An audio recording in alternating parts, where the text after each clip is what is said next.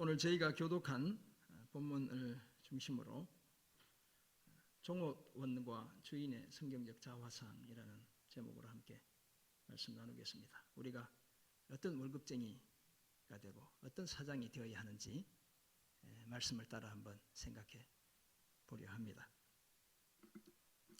팀 켈러 목사님은 자신의 책 일과 영성에서 우리의 일을 하나님의 일과 연결시켜야 한다라고 말하고 있습니다. 그래서 우리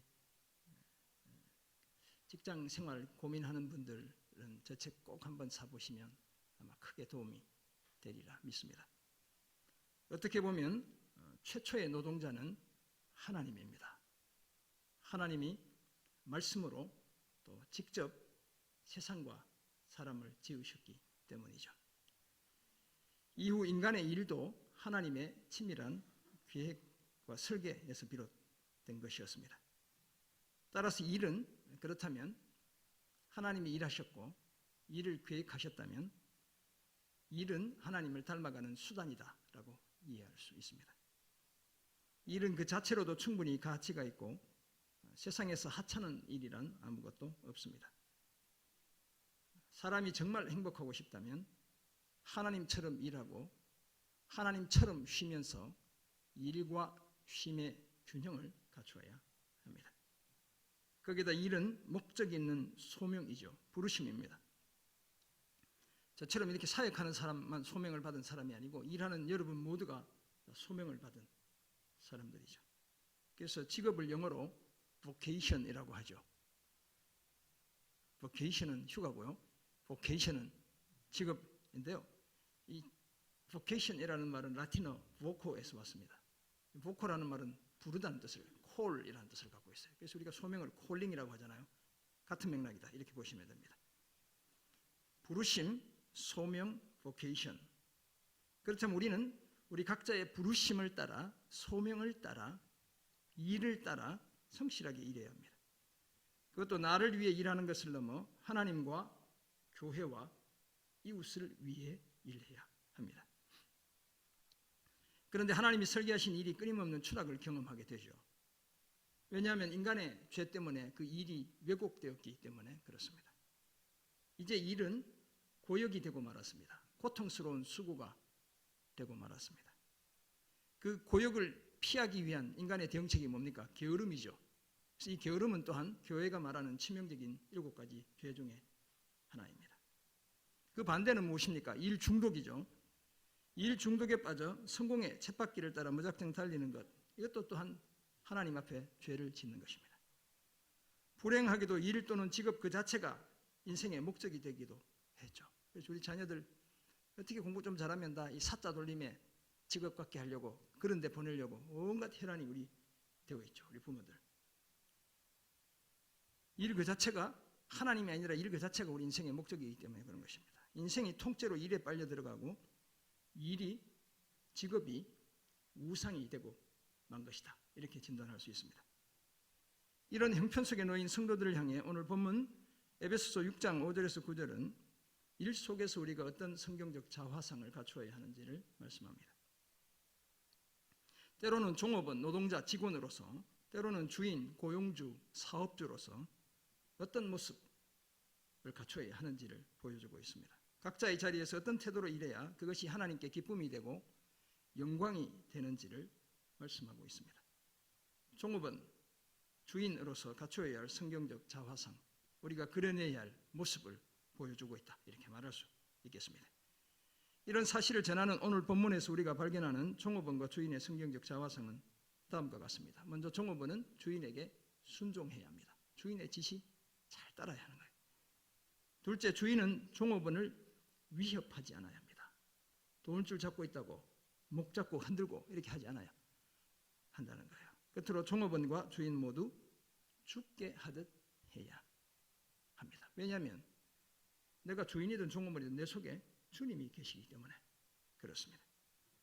오늘 본문은 특별히 로마 시대의 가정 안에서 맺는 관계 중 하나인 종과 상전의 관계의 원리를 말씀하고 있습니다. 우리가 앞에서 본 2가지 관계, 아내와 남편의 관계, 자녀와 부모의 관계, 다 가정 안에서의 관계들을 얘기했고 그 마지막 종과 상전의 관계에 대한 이야기를 오늘 본문이 하고 있죠.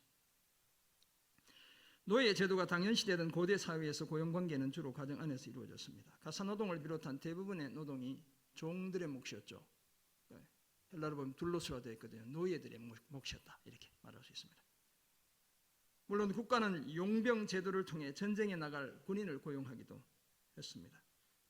오늘날 서구화된 가정에서도 가사노동자들이 들어있죠. 미국도 가면 내니라고 가사 일만 이렇게 돕는 그런 자매들, 또 형제들은 제가 잘못 봤고 그래서 열심히 돕고 그걸로 학교 다니고 이런 분들을 봤어요. 제가 들어 있긴 하지만 종과 상전의 관계가 아니라 다 노동자와 고용주의 관계로 일을 하고 있는 것이죠. 이제는 대부분의 노동이 계약에 의해 제공되고 있습니다. 종업원과 주인, 노동자와 고용주, 직원과 사업주의 관계나 부하와 상사의 관계, 특정한 재화나 용역의 제공자와 그것의 구매자의 관계 등이 다 여기에 해당하죠. 이 관계에서 성도들은 을 또는 갑이라는 각자의 위치와 역할에 따른 성경적 자화상을 갖출 필요가 있습니다. 그래야 하나님을 기쁘시게 하고 복음으로 세상을 변혁할 수 있기 때문입니다. 먼저 종업원의 바람직한 성경적 자화상으로 종업원은 주인에게 순종해야 합니다. 오늘 본문 5절이 그 사실을 말씀하는데요. 같이 읽어보겠습니다. 시작. 종들아 두려워하고 떨며 성실한 마음으로 육체의 상전에게 순종하기를 그리스도께 하듯 하라. 아멘. 사실 깨어있는 이 시대의 신앙인 같으면 그 시대의 종들을 향해 노예 제도를 타파하라 이런 얘기 할 것 같죠. 그죠? 사회를 한번 뒤집어라. 인간적인 대우를 요구해라. 이렇게 얘기할 것 같죠. 하지만 복음의 길은 우리의 생각과 꽤 다릅니다. 오늘날의 보편적 가치와는 오히려 정반대인 것처럼 보이기도 하죠. 왜냐하면 사회적 약자인 그 을들에 해당하는 종들에게, 노예들에게 먼저 육체의 상전인 주인에게, 이 상전이라고 번역되어 있는데 이제 헬라로 보면 큐리오스입니다. 주라는 뜻이거든요. 주인들이라는 뜻입니다. 그 주인들에게 순종하라고 말하기 때문입니다. 주인의 재산 강탈하라 이런 얘기를 하고 있지 않죠. 낮은 자세로 주인의 말을 경청하고 지시대로 행하라고 말씀합니다. 그런데 순종하는 태도 자체도 예사롭지 않습니다. 뭐라고 말씀합니까? 두려워하고 떨며 성실한 마음으로 순종하라고 말씀하고 있죠. 거기에다 그리스도께 하듯 순종하라고 말씀하고 있습니다. 그리스도께 하듯 순종해야 하니까 주인이 시키는 나쁜 일, 해코지하라, 도둑질하라, 속여라 이런 건 시켜도 안 해야 되는 겁니다. 죽게 하듯 순종해야 되는 거예요. 그런데 종들을 향한 요구는 여기서 그치지 않습니다. 눈가림을 통해 사람을 기쁘게 하는 자처럼 하지 말고 그리스도의 종들처럼 마음으로 혼을 다해 하나님의 뜻을 행해야 합니다. 그렇다면 주인이 볼 때나 그렇지 않을 때나 그 태도가 한결같아야 하죠. 여기 눈가림이라는 말, 우리가 이제 흔히 말로만 좋게 이야기하고 실제로는 아무것도 안 해주는 그런 것들을 립 서비스다 이렇게 얘기하잖아요. 이게 눈가림도 아이 서비스, 헬라로 보면 그렇게 되어 있어요. 눈으로 봉사하는 거, 눈만 가지고 봉사가 눈만 가지고 돼야 안 돼요. 뭘로 해야 돼요? 손발로 해야 되잖아요. 이 단어가 그 단어를 사용하고 있다니까요. 눈과 종 두 단어가 합쳐진 거예요. 눈 서비스, 그렇게 하지 말라는 겁니다. 아울러 먹고 살기 위해 일할 뿐만 아니라 하나님의 뜻을 행하기 위해 일해야 합니다. 그것도 기쁜 마음으로 섬기기를 주께 하듯 하고 사람들에게 하듯 하지 않아야 하죠. 성실하고 진실하게 그리고 기꺼이 자기가 맡은 일을 감당해야 할 것을 말씀하고 있습니다. 참고로 우리 성경 5, 6, 7절에 마음이라는 말이 각각 등장합니다. 여러분들 성경을 보시면 5절에도 마음, 6절에도 마음, 7절에도 마음이 등장해요. 근데 헬라어로 보면 이 마음이라는 말이 각각 다르게 사용되고 있어요. 5절은 심장을 가리키는 우리의 심장, 카르디아, 카디알러지 하면 심장 전문이잖아요. 카르디아를 가리키고 그래서 heart를 의미한다 이렇게 보시면 됩니다. 6절의 마음은 혼이나 목숨을 가리키는 푸시케라는 단어가 사용되고 있고요. 7절은 이성이나 의지를 나타내는 누스라는 단어가 거기에 사용되고 있어요. 그게 다 우리 성경은 마음으로 번역해내고 있습니다. 이 모든 표현은 종이 갖추어야 할 태도인 그 성실함, 다양한 마음의 표현을 통해 그 성실함과 진정성을 강조하고 있다, 이렇게 볼 수 있겠습니다. 이처럼 온 마음을 다해 또는 다양한 마음으로 죽게 하듯 해야 하는 이유는 각 사람이 무슨 선한 일을 하든지 종이든 자유인이든 주께로부터 그대로 보상을 받기 때문입니다. 성도들에게 궁극적으로 보상을 주시는 분이 우리 하나님이시기에 종들은 기본적으로 주인에게 순종해야 하는 것입니다. 사랑하는 성도 여러분, 이런 태도는 오늘 종업원, 곧 계약관계에서 을로 살아가는 예수 믿는 우리가 취해야 할 성경적 태도입니다. 무엇보다도 우리는 우리를 고용한 갑에 해당하는 주인의 지시에 순종해야 하지요. 주인의 지시를 따라 성실하게 그리고 진실하게 일해야 합니다. 주인이나 회사가 나를 고용한 목적을 잘 이해하고 그 목적에 걸맞게 맡은 일에 최선을 다해야 합니다. 우리가 재화나 용역을 제공해 서비스를 제공해 대가를 받게 되는 경우도 마찬가지죠. 상대방이 원하는 물품, 정확한 그 물품을 우리가 제공해야 되는 거예요. 상대방이 받기 원하는 정확한 서비스를 제공해야 될 의무가 우리에게 있죠. 우리는 내가 하고 싶은 일을 내 멋대로 하기 위해 월급을 받고 있는 것이 결코 아닙니다. 그러잖아요. 어떤 회사가 그런 회사가 있어요. 네 하고 싶은 거 마음대로 해, 내가 월급 줄게. 이런 회사 있을 수 없어요. 그런데 다닙니까? 저를 좀 소개해 주세요. 마음껏 골프 치고 와, 그래도 월급 줄게. 이건 회사가 아니고 공금 유용하는 횡령죄, 배임죄로 잡혀가야 될 사람들이에요. 네. 그렇잖아요. 교회가 저에게 사례비를 매달 20일 날 줍니다. 왜 줄까요? 목사 네 마음대로 하라고 주는 걸까요? 하나님이 기뻐하시는 일을 하라고 주시는 거예요. 주인이나 회사가 하라고 하는 일을 제대로 하는 조건으로 월급을 받고 있죠. 따라서 우리가 받는 월급이나 보상에 부끄럽지 않게 일해야 합니다. 요령껏 적당히는 우리 그리스도인들의 직장 사전에 없어야 하는 거예요. 언제나 성실해야 하고 혼을 쏟아부어야 하고 선한 의지를 가지고 일해야 합니다. 그것도 죽게 하듯 해야 합니다. 그래야 때로는 주인이나 회사가 내 수고를 충분히 보상해 주지 못하는 경우가 생기더라도 하나님께서 우리의 수고를 아시고 대신 갚아주시는 거예요. 그것이 우리 성도들이 가진 믿음입니다. 이런 분명한 확신 가지고 성경적 저하상 갖춘 종업원답게 주인에게 순종하는 그런 우리가 되기를 주님의 이름으로 축원합니다. 아멘. 또 이렇게 속으로 네가 직장생활 한번 해봐 이렇게 생각하는 사람이 있을지 몰라요. 저도 다 해봤어요. 저도 대기업 12년 다니면서 말단 사원에서부터 지사장까지 다 해봤어요. 죽게 하듯 해야 돼요. 죽게 하듯. 한결같이 그렇게 해야 되는 거예요. 둘째, 주인의 바람직한 성경적 자아상으로 주인은 종업원을 위협하지 않아야 합니다. 오늘 보면 9절의 그 사실을 말씀합니다. 같이 한번 읽어보겠습니다. 시작. 상전들아 너희도 그들에게 이와 같이 하고 위협을 그치라. 이는 그들과 너희의 상전이 하늘에 계시고 그에게는 사람을 외모로 취하는 일이 없는 줄 너희가 알미라. 아멘. 이제 갑에 해당하는 상전들, 주인들에게 말하고 있죠. 종들에게 이와 같이 하라는 거예요. 바울의 패턴이 한결같습니다. 처음부터 먼저 아내, 그 당시 사회적 약자인 아내에게 먼저 말했고, 그리고 또 다른 약자인 자녀들에게 먼저 말했고, 그리고 오늘 세 번째도 종들에게 먼저 말하고, 그리고 주인에게 지금 이야기하고 있는 거예요. 그런데 이와 같이 하라라고 말씀하죠. 이와 같이 하라는 말은 1차적으로는 주께서 종이나 자유인이 행한 선에 대해 같은 기준으로 보상하시듯 상전들 또한 종들에게 그렇게 해야 한다는 뜻이 되겠습니다. 나아가서는 종들이 죽게 하듯 성실하고 진실하게 상전을 섬기듯 상전들도 죽게 하듯 종들을 대해야 한다는 뜻이 되기도 합니다. 우리가 뒤에서 마지막 대기에서 이 부분을 다시 한 번 더 살펴보게 될 겁니다. 거기에다 상전들은 종들에 대한 위협을 그쳐야 합니다. 밥줄 잡고 있다고 너 이거 안 하면 죽을 거야, 뭐 죽을 줄 알아, 이런 이야기 하면 안 된다는 거예요. 왜냐하면 종들과 주인 모두의 진정한 상전이 하늘에 계시고 그 상전은 결코 사람을 외모로 취하시지 않기 때문입니다. 모든 사람의 상전, 그 주인이신 하나님은 신분의 귀천이나 가문이나 지위로 그 사람의 겉모습으로 그 사람을 평가하거나 보상하시는 분이 결코 아니죠. 우리 하나님은 아무런 편견 없이 누구든지 자신의 위치에서 맡은 일을 죽게 하듯 했는지를 가지고 그 사람을 평가하시고 보상하시죠. 그래서 골로새서 4장 1절도 이렇게 말씀합니다. 상전들아 의와 공평을 종들에게 베풀지니 너희에게도 하늘의 상전이 계심을 알지어다. 아멘. 주인들이 위협을 그치고 정당하고 공정하게 종들을 대할 것을 요청하고 있습니다.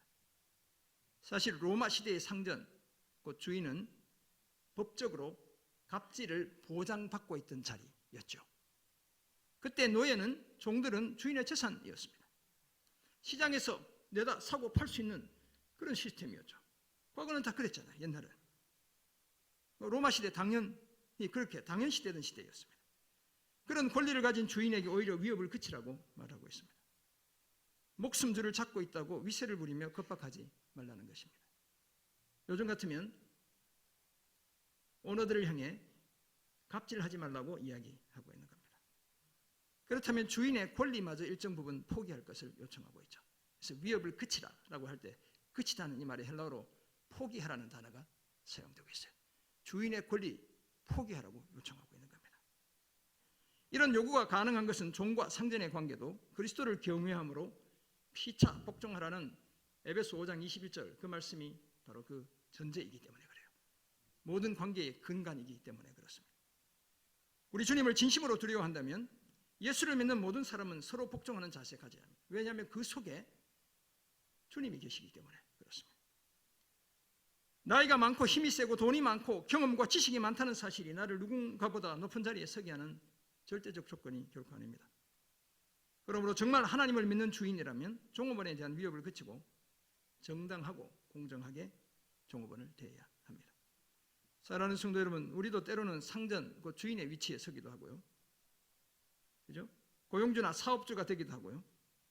특별한 상품이나 재화 또는 용역, 서비스의 수혜자가 되어 그것을 평가하거나 그 대가를 지불하는 위치를 차지하기도 합니다.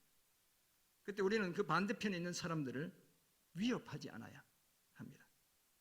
사소한 일로 트집 잡으며 마땅히 지불해야 할 대금의 지급 4일피일 미루지 않아야 합니다. 뭐 배달 하나 받았는데 사소한 것 가지고 막 온갖 꼬투리 잡으면서 내 마음에 안 들다고 다시 반품시키고 욕하고 따지고 그런 짓 하지 않아야 하는 거예요. 우리가 소유하고 누리는 재화와 용역에 대해 충분히 그 가치 인정하고 거기에 걸맞게 값을 지불해야 합니다. 우리 모두의 진짜 상전이 하나님이라는 사실을 안다면 우리는 종업원이나 노동자나 재화와 용역의 제공자들을 함부로 위협할 수 없습니다. 식당에서 마음에 들지 않는다고 온갖 투정 부리면서 다시 물어내라고 이런 얘기 조심해야 되는 거예요. 막 열심히 기도했는데 기도하다 보니까 이 사람들이 밥 먹다가 뭐가 하나 잘못됐다고 상을 뒤집어. 그러면 그 사람들이 덕이 될까요? 안 될까요? 조심해야 되는 거예요. 그럼 기도라도 하지 말지. 조심해야 되는 거예요. 하늘에 계신 상전이신 하나님이 결코 외모로 사람을 취하는 일이 없다는 사실을 안다면 우리는 더욱 그래야 합니다. 우리 하나님은 편견을 가지고 부당하고 불공정하게 누군가를 다루시는 분이 결코 아니죠. 그 사실을 아는 우리는 우리의 종업원, 우리와의 관계 속에서 의뢰에 당하는 사람들에 대한 위협을 그쳐야 하는 것입니다. 할 수만 있다면 인정하고 격려하고 칭찬해야 합니다. 제공한 수고에 대해 충분히 보상해 주어야 합니다. 저들의 피와 땀을 충분히 평가하고 마땅히 지불해야 할 대가를 제때에 지불해야 합니다. 우리 모두가 하나님을 하늘의 상전으로 모시고 있음을 한시도 잊지 않아야 합니다.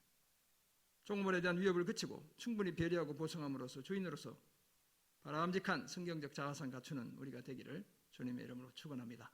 아멘. 열심히 서빙한 분들이 계시죠. 젊은 총각도 있고 아주머니도 계시고 이모도 계시고 이렇게 한데 그럼 열심히 수고했다고 여러분 휴대폰에 한 10,000원 정도 가지고 다니면서 한번 드려보세요. 그럼 반찬이 달라져.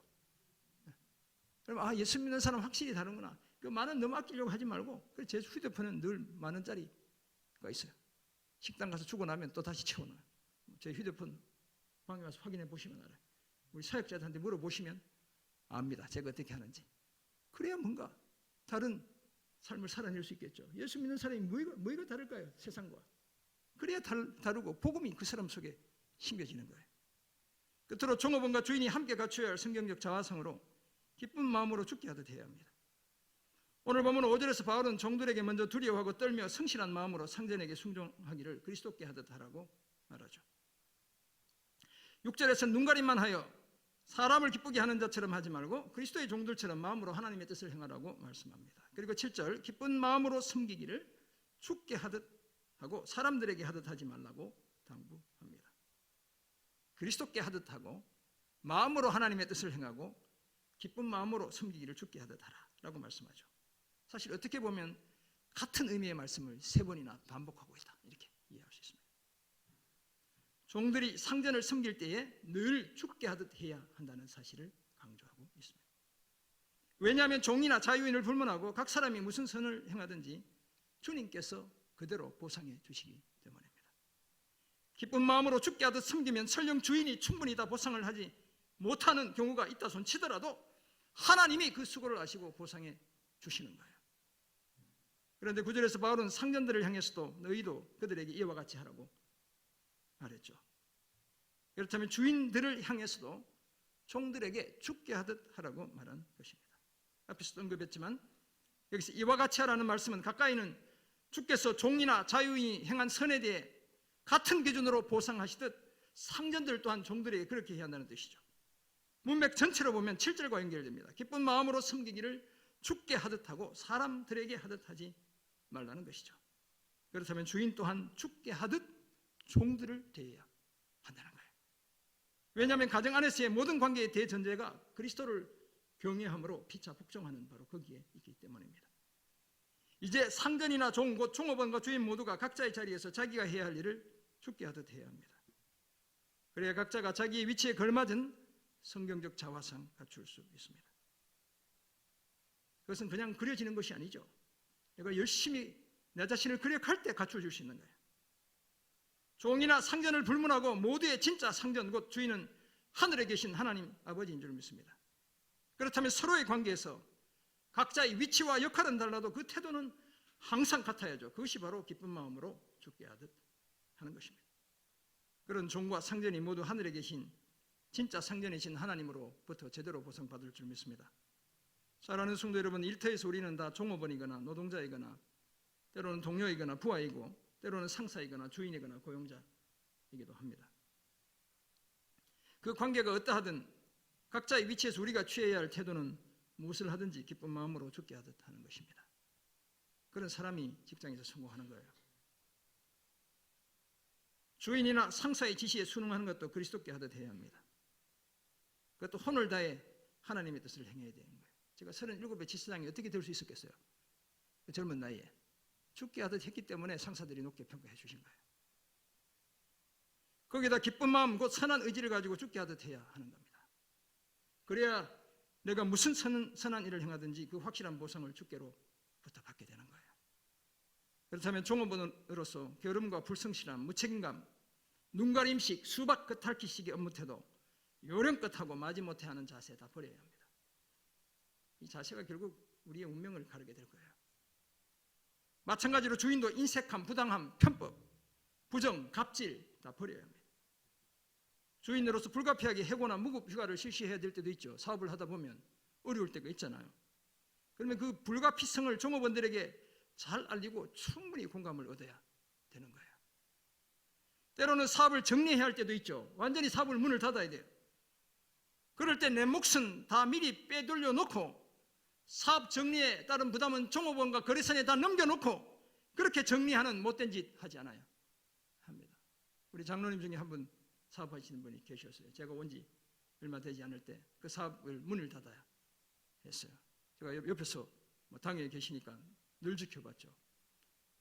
공장, 본인 집, 사놓은 땅 모두 다 종업원들 퇴직금까지 받게 해주려고 다 거기에 내놓는 모습을 봤어요. 제가 문 닫기 직전에 제가 저희 아내랑 상의해서 통장에 달달 끌고가지고 경력금 들고 그 사업장을 방문했던 기억이 있어요. 저에게 엄청난 도전을 주신, 하나님이 지금 엄청난 복을 주고 계신 그런 귀한 장로님이 진짜 사업해야 되는 그런 분이라고 저는 생각해요. 기쁜 마음으로 죽게 하듯 한다면 결코 그런 못된 짓, 남에게 다 피해 당기는 그런 못된 짓 할 수 없죠. 그러므로 우리는 늘 두려워하며 떨며 성실하게 자기의 역할을 감당해야 합니다. 언제나 혼을 쏟아부으며 하나님의 뜻을 행해야 하는 거예요. 결코 사람에게 하듯 하지 않아야 합니다. 이런 삶을 힘써 종업원이나 주인으로서의 성경적 자화성 온전히 갖추는 우리가 되기를 주님의 이름으로 축원합니다. 아멘. 종업원과 주인으로서 성경적 자화성을 갖추기 위해 종업원은 주인에게 순종하고 주인의 지시 잘 따르고, 주인은 종업원을 위협하지 않아야 하고요. 종업원과 주인 모두 기쁜 마음으로 죽게 하듯 해야 한다는 사실을 우리가 알게 되었습니다. 이제 어떤 삶을 힘써야 할까요? 예수 제대로 믿는 종업원 사장이 다 되면 정말 이 사회가 달라질 것 같지 않습니까? 이렇게 우리가 다 살아낸다면.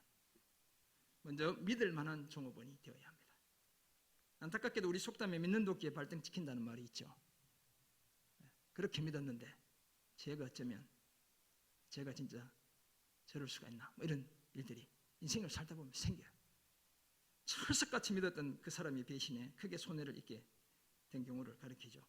죽게 하듯 맡은 일을 감당하는 우리는 결코 주인의 발등을 찍는 도끼 되지 않아야 되겠습니다. 우리는 그런 다짐해야 합니다. 주인의 일이지만 나의 일처럼 여기고 성실하게 정직하게 감당해야 합니다. 내가 받는 쥐꼬리만한 그 보수지만 그 보수에 부끄럽지 않게 성심성의껏 해야 합니다. 주인으로부터 역시 믿고 일을 잘 맡겠다는, 참 일 잘 맡겠다는 칭찬 들을 수 있어야 합니다. 그래야 고용관계상의 주인을 넘어 진짜 주인 되시는 하나님을 기쁘시게 하는 삶을 살아낼 수 있습니다. 둘째, 존경받는 주인이 되어야 합니다. 제가 시드니의 지사장으로 근무할 때 사장님 부부, 서평원이라는 사장님 부부, LG그룹에 잘 나가던 회사에 휴대폰 엄청 잘 팔던 때 사장님이니까 그래도 능력 있고 총망받는 그런 사장님이었겠죠. 이 부부가 2000년 시드니 올림픽 기간 동안 제가 맡고 있던 시드니 지사를 방문하셨어요. 거래선 방문, 제가 휴대폰도 팔고 큰 건물에 들어가는 교환기도 팔고 키폰도 팔고 이렇게 주로 이렇게 통신 제품 시드니에서 팔고 있었어요. 그런 거래선들 방문하고 올림픽 기간이었으니까 올림픽 경기 관람도 하시고, 또 시드니에 가면 뭐 있어요? 오페라 하우스 있잖아요. 그래서 오페라 공연도 관람하시고, 와이너리, 호주도 보면 이렇게 와이너리가 많아요. 그래서 와이너리 몇 곳 안내하며 그렇게 모시게 되었습니다. 골프, 요즘 호주에서 골프 누구랑 쳤니? 좀 언론이 시끄러운데 골프도 라운딩 사모님이랑 모시고 나가서 같이 하고, 식사도 여러 번 대접했고 제 아내와 제가 집으로 한번 모시기도 했습니다. 그런데 사장님이 출장 일정을 다 마치고 출발하시기 전날 저녁에 저를 부르시더니 지금까지 쓴 경비 다 정리해서 내일 아침에 자기에게 갖고 오라고 이렇게 얘기를 하셨어요. 다음 날 정리해서 그 페이퍼 보여드렸더니 경비 전액을 현금으로 저에게 주시며 저에게 그런 얘기 하셨어요. 김 지사장, 지사장으로 있을 때 돈 관리 잘해야 돼, 이렇게 얘기하고 가셨어요. 사장님을 환송해드리고 공항에서 돌아오는 길에 이분이 그냥 사장이 된 게 아니구나, 그냥 사장이 된 게 아니구나 라는 생각이 들었어요. 존경하는 마음이 저절로 우러났습니다. 이처럼 존경받는 주인, 상사가 되어야죠. 그래야 감동의 깊은 여운을 누군가의 가슴에 오래도록 남길 수 있습니다. 이런 상사 또는 이런 주인이 되시기를 주님의 이름으로 부탁드립니다. 아멘. 팀 켈러 목사님은 앞에서 소개해드린 책 일과 영성의 제3장에서 일에도 복음의 날개를 달아야 한다고 말하고 있습니다. 복음의 관점으로 일을 하고 일에 대한 이원론 배격할 것을 요청합니다.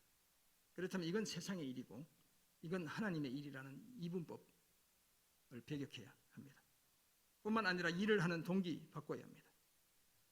높은 보수나 칭찬을 위해 일하지 않고 하나님의 영광을 위해 일해야 하는 겁니다. 우리 그리스도인들은 그런 당당한 포부가 있어야 되는 거예요. 돈만 쫓아가며 일하지 말고 하나님의 영광을 위해 일해야 하는 겁니다. 아울러 새로운 능력으로 일해야 합니다. 구원의 확신 가지고 열정을 품고 일해야 이를 통해서도 그리스도와 그리스도의 복음을 드러내고 마침내 하나님께 영광을 돌려드릴 수 있습니다. 이것은 예수 믿는 종업원과 주인 모두가 명심해야 하는 사항이죠. 우리는 다 복음의 관점에서 일해야 합니다.